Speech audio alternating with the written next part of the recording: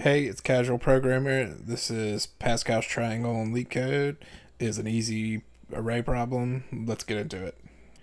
What I like to do first is I will copy and paste this code into my favorite editor. You can do this or not.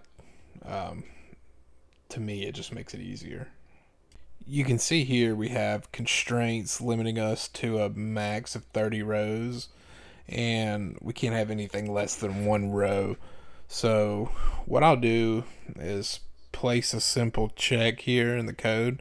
So if someone tries to go outside of these constraints, we can let them know that they need to re-enter a number that will satisfy the constraint. Here is where it gets into the hard stuff. Let's look at the outer for loop. First, we set the parameters in the for loop. It's pretty standard. We just want to make sure we're limiting ourselves to the number of rows entered. Then what I did was create a second vector called row.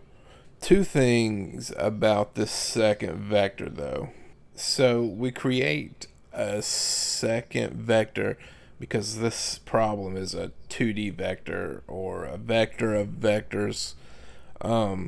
It's a vector that holds a series of vectors.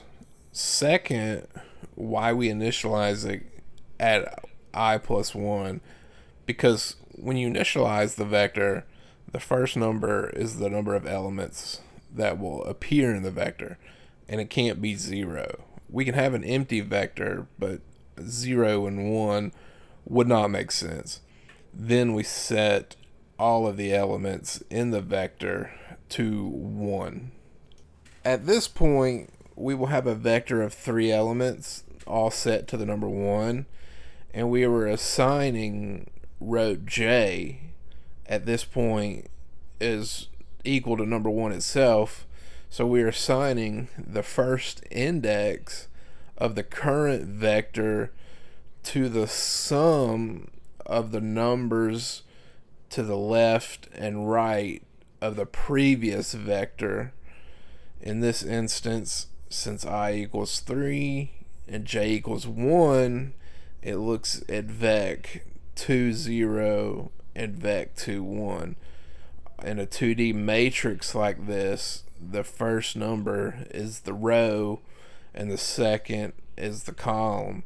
So it's looking at the previous row and grabbing the first two indices and then adding them together and assigning the first index of the current row to that sum.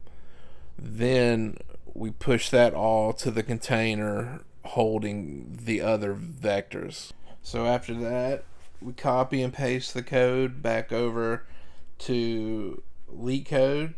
I like to submit it first to see, the solution, see if it runs and accepts the test cases, and then I'll submit the actual solution. And as you can see, it's not the best, but it gets the job done and it worked. So if you want to see more, let me know. If there's a specific problem you want me to work, let me know. But other than that, yeah, that's it.